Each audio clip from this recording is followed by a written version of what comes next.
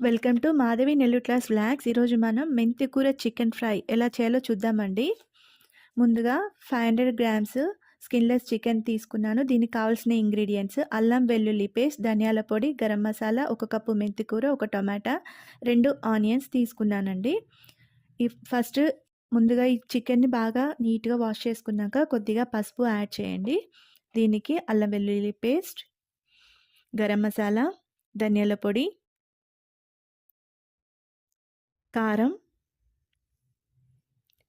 1.5 table spoon కారం, రుచికి సరిపడా ఉప్పు తీసుకొని బాగా మ్యారినేట్ చేయండి. దీన్ని మ్యారినేట్ చేసిన తర్వాత మూత పెట్టేసి ఒక 15 నిమిషాలు పక్కన ఉంచండి. ఈలోపు మనం ఈ 2 ఆనియన్స్ తీసుకున్నాం కదా, ఇందులో ఒక ఆనియన్ని మెత్తటి పేస్ట్లా చేసుకుందాము. తర్వాత టమాటాని కూడా ముక్కలుగా కట్ చేసి పేస్ట్ చేసుకుందాము. మిగిలిన ఒక ఆనియన్ని చిన్న చిన్న పీసెస్గా కట్ చేసి తీసుకుందామండి. కొబ్బరిలో హాఫ్ కొబ్బరి నేను పౌడర్ చేసుకున్నాను. ఇది దాదాపు 2 టేబుల్ స్పూన్ల అంత ఉంటుంది. మీడియం ఫ్లేమ్ మీద ఒక ప్యాన్ పెట్టుకొని ఆయిల్ వేసి అందులో మెంతికూర వేయండి. మెంతికూర పూర్తిగా డ్రై అయ్యాక కట్ చేసిన ఆనియన్స్, అల్లం వెల్లుల్లి పేస్ట్, అలాగే కొద్దిగా పసుపు వేసి పచ్చివాసన పోయేదాకా వేడి చేయండి. ఇవి పచ్చివాసన పోయాక మనం పేస్ట్ చేసుకున్నాం కదండి ఆనియన్ పేస్ట్, అది వేసి బయటికి ఆయిల్ వచ్చేంత వరకు కూడా వేయించండి.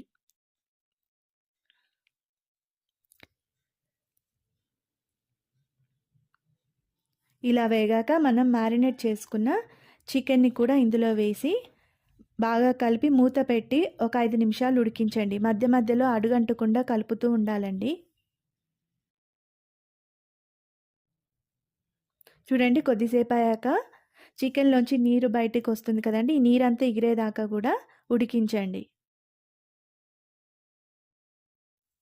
ఇది మనం దాదాపు డీప్ ఫ్రై చేస్తున్నాం కాబట్టి టైం ఎక్కువ తీసుకుంటుందండి. దీనికి రుచికి సరిపడా కారం, ఉప్పు తీసుకోండి. ఆల్రెడీ మనం మ్యారినేట్ చేసినప్పుడు కొద్దిగా యాడ్ చేసాం కాబట్టి మీ టేస్ట్‌కి తగ్గట్టు స్పైసీ అయితే కొద్దిగా ఎక్కువ తీసుకోండి, లేదు అంటే కొద్దిగా తక్కువ తీసుకోండి. ఇలా కొద్దిసేపు అయ్యాక టమాటో ప్యూరీ ఉంది కదండి, పేస్ట్ అది యాడ్ చేయండి. ఇంకో 5 నిమిషాలు ఉడికించండి. ఇది దాదాపుగా డ్రై అయ్యేదాకా ఉడికించండి. అడుగంటకుండా చూస్తూ ఉండండి. చూడండి, దాదాపు డ్రై అయిపోయింది. ఇందులో లైట్‌గా నీరుంది అని అనుకున్నప్పుడు మన 2 టేబుల్ స్పూన్ల కోకోనట్ పౌడర్ యాడ్ చేయండి. ఏమైనా నీరున్నా ఇది గుంజేస్తుంది. అలాగే కర్రీకి కూడా మంచి టేస్ట్ ఇస్తుందండి. చూడండి, బాగా డ్రై అయ్యాక చివరిగా గరం మసాలా, ధనియాల పొడి కలపండి. మీరు కావాలంటే ఈ టైంలో కొత్తిమీర కానీ, పుదీనా కానీ కట్ చేసి యాడ్ చేయొచ్చండి. సో, నాకు పూర్తిగా మెంతికూర ఫ్లేవర్ ఇష్టం కాబట్టి నేను ఇక్కడ ఏమీ యాడ్ చేయట్లేదండి. ఇంకో 5 నిమిషాలు బాగా ఉడికించండి. ఎంతో రుచికరమైన మెంతికూర చికెన్ ఫ్రై రెడీ. నా ఛానల్ నచ్చినట్లయితే please like, share, subscribe. Thank you.